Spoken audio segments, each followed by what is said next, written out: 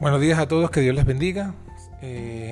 Seamos bienvenidos pues al estudio de hoy y vamos a estudiar un poco acerca de la justicia de Dios en Cristo Jesús. Así que sea de edificación para todos nosotros. Bueno, mis hermanos, que Dios nos bendiga una vez más en este día y vamos a tratar de estudiar un tema importante también acerca de la justicia. Cristo como la justicia de Dios. Recuerden que cuando Dios colocó al hombre en el árbol del Edén, le dijo: del árbol de la ciencia del bien y del mal no comerás, porque el día que de él comieres ciertamente morirás. Eso está en Génesis 2:17. Allí el Señor estableció el castigo a la desobediencia. Y por tanto, como lo dice Génesis 2:17, también lo dice Romanos 6:23, que la paga del pecado es la muerte. Ahora, ¿a qué muerte se refería este pasaje? Tanto el de Génesis 2:17 como el de Romanos 6:23. Bueno, no es la muerte de la cual Adán fue condenado, porque esa muerte no es el castigo, no es la paga por el pecado. Se refiere es a la muerte segunda. Es a la muerte segunda, porque es la que se da como paga por ese pecado. Esto lo podemos ver cuando estudiamos a profundidad Génesis 2 y vemos que Dios le dijo esto a Adán y Eva, que ese mismo día debían morir. Y sin embargo en el versículo 25 no vemos que Adán y Eva mueran, sino que dice que Adán y su mujer estaban desnudos, no se avergonzaban. Y luego cuando vamos al capítulo 3 y entra el pecado y vamos al versículo 7, después que Adán y Eva pecan, dice que fueron los ojos de ellos abiertos y conocieron que estaban desnudos. Y se cosieron hojas de higuera y se hicieron delantales. Es decir, que cuando ellos pecan, en ese mismo instante no mueren, no hubo la muerte. Lo que sí hubo fue la desnudez y la conciencia de la desnudez. Y una acción, la acción natural del hombre en pecado, y es tratar de solucionar por sí mismo su pecado. La justificación por las obras. Cuando ellos cosen hojas de higuera, nace la justificación por las obras, como un esfuerzo humano de tratar de cubrir la consecuencia de su pecado. La justificación por las obras es también un esfuerzo humano de justificarse sin arrepentimiento. Ellos están actuando de forma automática y natural, o sea, es la solución carnal al problema del pecado. Coserse hojas de higuera para cubrir su desnudez, para tapar las consecuencias de su pecado, pero no en sí mismo para abandonar el pecado, para arrepentirse del pecado. Ahora, cuando dice la Génesis, sigue diciendo que ellos entonces, después que se hacen las hojas de higuera, Dios se presenta en el huerto. Dice lo primero, el versículo 8, el hombre y su mujer se escondieron. O sea, esta es otra reacción natural del hombre en pecado, esconderse de Dios. Dios lo llama y en el versículo 10 responde diciendo que él, cuando oyó la voz de Dios, tuvo miedo y se escondió. O sea, revela entonces que la condición del hombre en pecado es de esconderse de Dios. Y después que Adán hace esta confesión, entonces Dios habla con él, tratando de encontrar un arrepentimiento, y evidentemente vemos de nuevo la reacción natural del ser humano en pecado, que fue culpar. No solamente ahora que sus hojas de higuera no eran suficientes para esconderlos de la presencia de Dios, porque acuérdense que ellos hacen hojas de higuera para cubrir su desnudez, su vergüenza. Pero cuando Dios se hace presente, se evidencia que esa cobertura no los cubre de la vergüenza, porque ni del miedo, porque ellos mismos, o sea, el mismo Dan dice, cuando oye la voz de Dios, se esconden. O sea, primero ellos se cubren pensando, se cubren porque se sienten avergonzados de sí mismos. Dios aún no hace presencia. Pero cuando Dios hace presencia, entonces ellos se esconden, mostrando que esa hoja de higuera no eran suficientes para cubrir su pecado y para presentarse delante de Dios. Entonces ellos pasan ahora a la segunda reacción natural. ¿Cuál es la segunda reacción natural? Cuando Dios se enfrenta, o sea, cuando Dios se presenta, cuando la justicia de Dios se presenta, entonces en el versículo 12 en adelante vemos la excusa. Esta excusa es culpando a el otro. El hombre respondió: la mujer que me diste por compañera me dio del árbol y yo comí. Dios habla con la mujer, qué es lo que has hecho, y la mujer entonces no culpa al hombre, pero culpa a la serpiente. La serpiente me engañó y yo comí. Entonces vemos allí esa segunda reacción natural para cubrir, para solucionar su pecado, para quitarse la consecuencia, la culpa, y es culpar al otro, o sea, culpar al semejante, culpar a otra persona que no sea yo mismo. Y al final se termina culpando a Dios, porque cuando se dice la serpiente me engañó, realmente se está culpando no tanto a la serpiente, sino a Dios, porque fue Dios quien colocó la serpiente allí. En un sentido era: ¿por qué colocaste la serpiente? ¿Por qué dejaste que la serpiente se acercara? ¿Por qué dejaste que la serpiente hablara? ¿Por qué no dijiste nada, Señor? ¿Por qué no interviniste? Entonces en todo esto al final se le echa la culpa al Dios mismo. Y Dios obviamente después que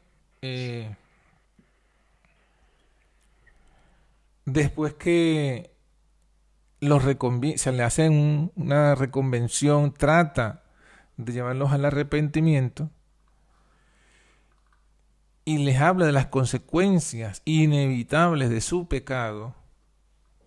Entonces uno espera, o digamos que a lo mejor probablemente ellos esperaban, por eso se escondieron, esperaban la muerte, porque Dios le había dicho: el día que comieres de ello morirás. Entonces cuando Dios se presentan, por eso es que ellos se esconden, tenían miedo. ¿Miedo de qué? De la muerte, del castigo.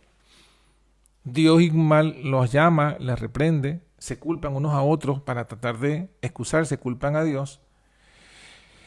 Y entonces viene lo que no se esperaba. En el versículo 21, en lugar de Dios castigarlos con la muerte, dice: Jehová Dios hizo al hombre y a su mujer túnicas de pieles y los vistió.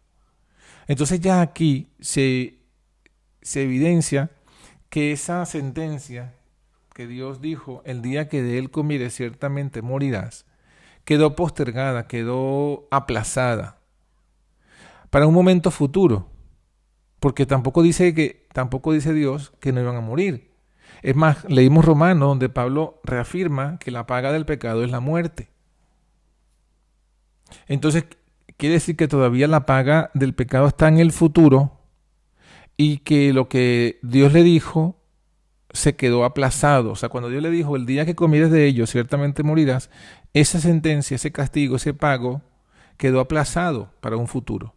¿Por qué quedó aplazado para un futuro? Bueno, el versículo 21 nos dice: porque Dios mismo solucionó momentáneamente el problema del pecado de Adán y Eva, haciéndole túnicas de pieles para vestir.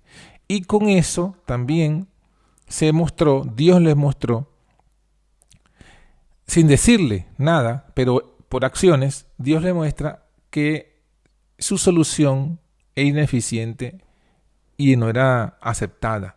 Las hojas de higuera no eran aceptadas para cubrir el pecado ni la desnudez.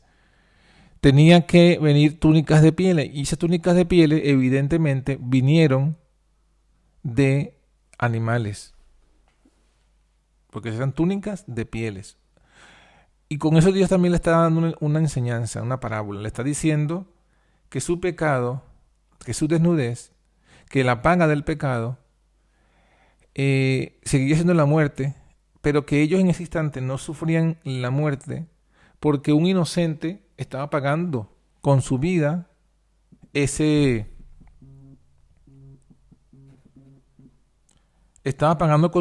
pecado de ellos. Y esa muerte de ese animal le estaba proveyendo esa vestimenta. O sea que la vestimenta única que cubre la desnudez del pecado es aquella que proviene de un animal inocente que recibe el pecado de Adán y Eva y muere por ese pecado, y al morir por el pecado de Adán y Eva, entonces su piel deja la solución, la vestimenta suficiente para cubrir esa desnudez. O sea, ellos debían vestirse. Adán y Eva se vistieron con la piel de los animales inocentes.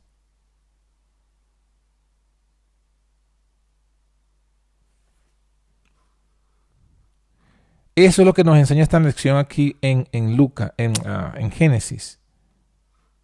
En Génesis esto es lo que nos enseña.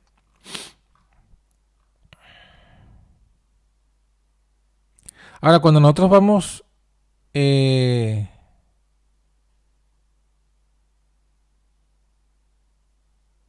Evangelio de Juan capítulo 1, versículo 29, encontramos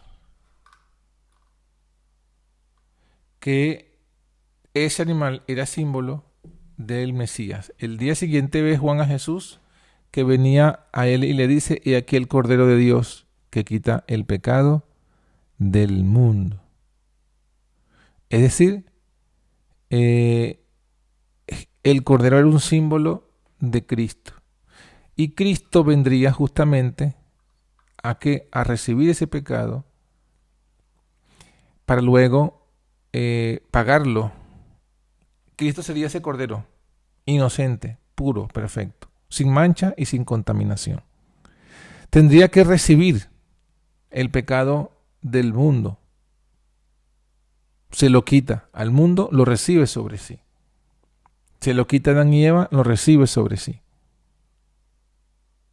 Y luego morir, porque la paga del pecado es muerte. Entonces tenía que morir para pagar la deuda del pecado de Adán y Eva y de todos los que han pecado. Y con su muerte proveería una cubierta, una vestimenta para la desnudez de nuestro pecado. Esto es lo que nos está enseñando Génesis. Y en el libro de Isaías lo encontramos bien explicado en el capítulo 53, donde nos dice, versículos 4 y 6, lo siguiente. Hablando del siervo sufriente, que es una profecía sobre el Mesías, dice: ciertamente llevó él nuestras enfermedades y sufrió nuestros dolores. Nosotros le tuvimos por azotado, por herido de Dios y abatido. Mas el herido fue por nuestras rebeliones, molido por nuestros pecados. El castigo de nuestra paz fue sobre él, y por su llaga fuimos nosotros curados. Todos nos descargamos como ovejas, cada cual se apartó por su camino, mas Jehová cargó en él el pecado de todos nosotros. Ahora fíjense entonces que esta profecía nos habla de varias cosas. Nos habla, primero, de que Él llevó nuestras enfermedades. Luego dice que Él fue herido por nuestras rebeliones. Que fue herido, molido, castigado, enllagado, afligido, dice el versículo 7, angustiado él y afligido, no abrió su boca. Y luego el versículo 8 dice que fue cortado de la tierra de los vivientes. Y el versículo 10 dice que él debía poner su vida en expiación por el pecado. Entonces él debía llevar nuestras enfermedades, o sea, nuestro pecado, angustiarse, o sea, sentir la angustia de nuestro pecado. Eso sería lo primero. Segundo, agonizar por nuestro pecado, recibir el castigo, ¿no? Es lo que leímos ahora mismo. Y finalmente, poner su vida en expiación por el pecado. tres cosas diferentes, todas apuntando hacia lo mismo. Llevar el pecado, agonizar o sufrir el castigo por el pecado y morir por el pecado en expiación, poner su vida en expiación por el pecado. Esas eran las tres cosas que debía hacer para poder pagar la deuda nuestra. La paga del pecado es la muerte. Bueno, cuando nosotros vamos a Mateo, me llama mucho la atención la primera vez, entonces no sé si lo he compartido antes, pero en Mateo, pero este versículo que leímos, el versículo 4, ciertamente llevó él nuestras enfermedades. La primera vez que yo busqué la referencia de la misma Biblia sobre este versículo, me llevó a Mateo capítulo 8, versículo 17, y me sorprendí ver la interpretación que le da el apóstol a este versículo. Vamos a leer desde el contexto, desde el versículo 14 hasta el versículo 17. Vino Jesús a casa de Pedro, vio a su suegra echada en la cama y con fiebre, y tocó su mano, y la fiebre le dejó, y ella se levantó y le servía. Y como fue la tarde, trajeron a él muchos endemoniados, y echó los demonios con la palabra, y sanó a todos los enfermos. Entonces, estos primeros tres versículos lo que nos hablan es la obra de Cristo como sanador. Desde el momento que, por lo menos esos tres versículos, nos habla como el sanador de la suegra de Pedro, y luego, el versículo 16 nos habla de cómo cuando pasó la hora del sábado, vinieron una cantidad de enfermos y endemoniados, y él a todos los echó, a todos los curó. Entonces el versículo 17 lo que nos dice es la justificación teológica o bíblica o profética de esa acción. Dice el versículo 17, Mateo 8, 17, para que se cumpliese lo que fue dicho por el profeta Isaías, que dijo, él mismo tomó nuestras enfermedades y llevó nuestras dolencias. Fue un shock para mí porque entender pues, o ver, o darme cuenta que lo que yo había estudiado o escuchado en la tradición cristiana de Isaías 53 chocaba, en la interpretación tradicional de Isaías 53 chocaba y choca con la interpretación apostólica, porque Mateo es un apóstol y Mateo dice, después que cita este momento histórico en el cual Jesús sana, entonces él escribe la interpretación y el cumplimiento. O sea, él dice, todo esto que Jesús hizo sanando a los enfermos es el cumplimiento de Isaías 53, 4. Porque él lo cita, es el cumplimiento, se cumpliese lo que fue dicho por el profeta. Él mismo tomó nuestras enfermedades y llevó nuestras dolencias. O sea, este versículo no aplica, no se cumple en Getsemaní ni en la cruz. Se cumple en el momento que Jesús comienza su ministerio. Y como parte de su ministerio, él sana. ¿Y por qué sana? Porque él está tomando las enfermedades nuestras. O sea, esto es justificación por la fe. O sea, y una justicia, o sea, esta acción, además de cumplimiento profético, nos explica que lo que Jesús hizo cumplió con toda justicia. Lo mismo que Jesús le dijo a Juan en el bautismo. Que Juan le dice, no te puedo bautizar porque el bautismo es de arrepentimiento, tú no has cometido pecado, yo soy el que necesito ser bautizado por ti. Y Jesús le responde, deja para que se cumpla toda justicia. Y si uno se pone a meditar en esa expresión, ¿cuál justicia debía cumplirse? Está hablando de la justicia del pecado, la justicia divina por el pecado. Porque la justicia exige que la paga del pecado sea la muerte. O sea, no solamente hay que recibir el pecado, hay que tomar el pecado, hay que luego agonizar por ese pecado y luego sí morir por el pecado. Y Jesús está dando el primer paso de esos tres. Está tomando el pecado, tomando nuestras enfermedades, tomando nuestras dolencias. Pero no lo hace en Getsemaní. Lo hace, al menos podemos demostrarlo bíblicamente, lo hace a partir del bautismo. Cuando Él se identifica con la humanidad. Cuando el Padre lo reconoce y lo testifica de Él públicamente como su hijo, cuando recibe pues formalmente el Espíritu Santo al salir de las aguas del bautismo. Entonces, a partir de allí vemos estas expresiones. Vemos que Él lleva pues nuestras enfermedades y ese es el intercambio de la justificación. Él recibe nuestras enfermedades y Él nos da su sanidad. Por eso es que, ¿cómo sanaba Él? Intercambiando sanidad de Él por la enfermedad nuestra. Y por eso es que sistemáticamente la Biblia nos dice que no podía hacer ninguna curación si no había fe, porque así como la justicia es por la fe, la sanidad también es por la fe. Y es por la fe en Jesús como el Cordero de Dios, que recibe nuestro pecado, recibe nuestra enfermedad, agoniza por nuestro pecado y paga con su vida nuestros pecados. Esto es algo maravilloso porque, claro, uno tiene que darse cuenta que estas cosas esto es lo que dice el apóstol. ¿Quién puede contradecir al apóstol Mateo? No solamente porque es apóstol, sino que eso quedó escrito y es palabra de Dios. O sea, esto es palabra de Dios. ¿Quién puede colocar una interpretación contraria a la palabra de Dios? O por encima de la palabra de Dios. Entonces, es maravilloso esta gran verdad. Creo que ya hemos hablado, no sé si la semana pasada les mencioné alguna cita, o esta misma semana, ¿no?, donde justamente el deseado de toda la gente nos habla desde que el momento, por lo menos menciona del bautismo, él debía, por ejemplo, como uno de nosotros, debía llevar la carga de nuestra culpabilidad y desgracia.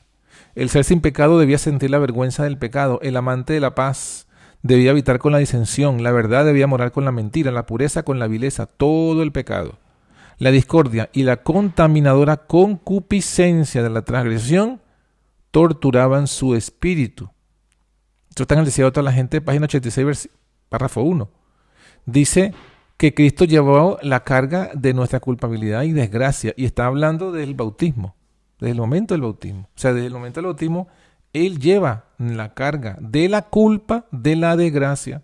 Y según esta cita, Él sintió, fíjense que a mí me llamó la atención mucho esta cita, porque también me quedé dando, o sea, estaban haciendo mis devocionales y pasé una semana y no he salido todavía, desde la segunda semana, y no salgo de ese capítulo porque yo me pongo a pensar y me quedo y se me pasa el tiempo.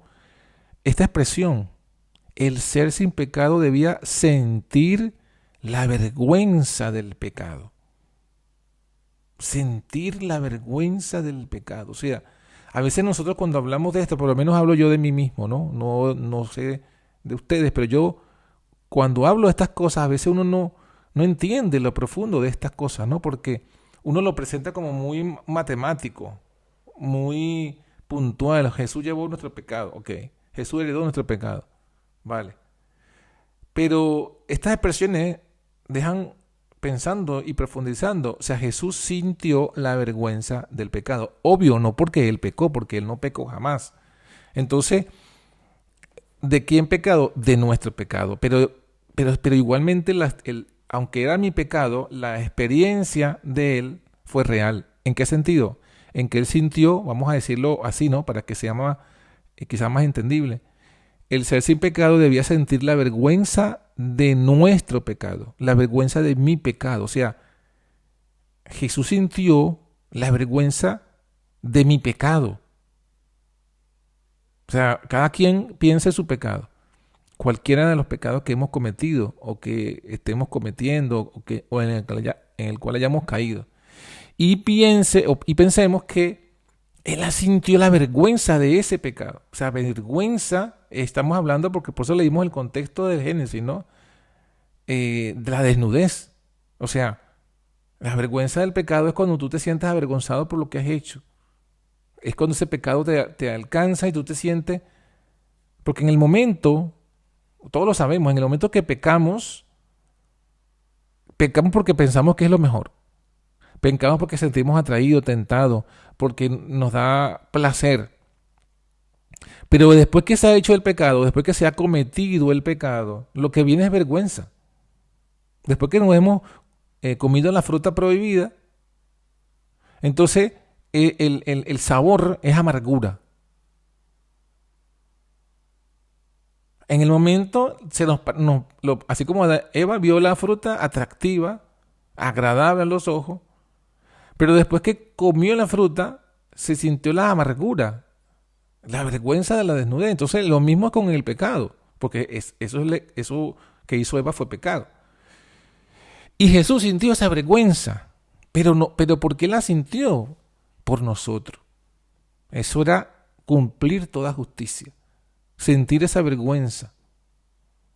El amante de la paz habitó con la disensión. La verdad debía morar con la mentira, la pureza con la vileza. Y luego la frase final: todo el pecado, la discordia y la contaminadora concupiscencia de la transgresión torturaban su espíritu. O sea, de esto yo entiendo que en el espíritu de Cristo, estamos hablando del espíritu humano de Cristo, cuando Él está en carne de pecado, tiene también, así como tiene carne humana, tiene espíritu humano. Y en su espíritu humano, Él está lleno de su espíritu divino, pero también está algo allí que lo tortura. Y dice aquí, la contaminadora concupiscencia de la transgresión. O sea que en realidad Jesús experimentó todo lo que dice Isaías, pero por lo menos no como yo lo veía, que era desde Getsemaní en adelante, sino desde el momento, por lo menos hasta el momento veo que bíblicamente se puede demostrar que por lo menos desde el momento del bautismo en adelante. Y es tremendo porque esto es lo que justamente hace posible que nosotros podamos ahora experimentar lo contrario, ¿no? O sea, Él sintió todo esto para que nosotros participemos de la justicia de Él. ¿Cuál sería la justicia? Entonces nosotros, en lugar de llevar la carga de nuestra culpabilidad y desgracia, llevamos entonces el gozo de la inocencia y de la gracia de Cristo. En lugar de sentir la vergüenza de nuestro pecado, sentimos la paz, y lo dice la Biblia, ¿no? Justificados por la fe tenemos paz. En lugar de vergüenza, tenemos la certeza de la aceptación de Dios en Cristo. En lugar de disensión tenemos paz. En lugar de mentira tenemos verdad y liberación. Y en lugar de la tortura, de la concupiscencia, tenemos el gozo de la presencia de Cristo en su espíritu en cada uno de nosotros. Hay muchas más cosas que pudiésemos hablar de esto, pero el tiempo no nos da.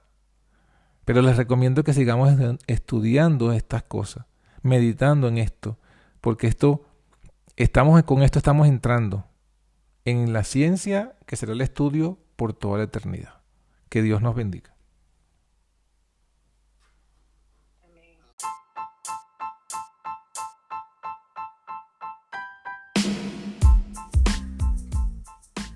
Y así finaliza por hoy nuestro podcast. Somos la Antorcha Profética. Te invitamos a que nos sigas en nuestras redes sociales y en nuestra página web, antorchaprofetica.com. Que Dios te bendiga.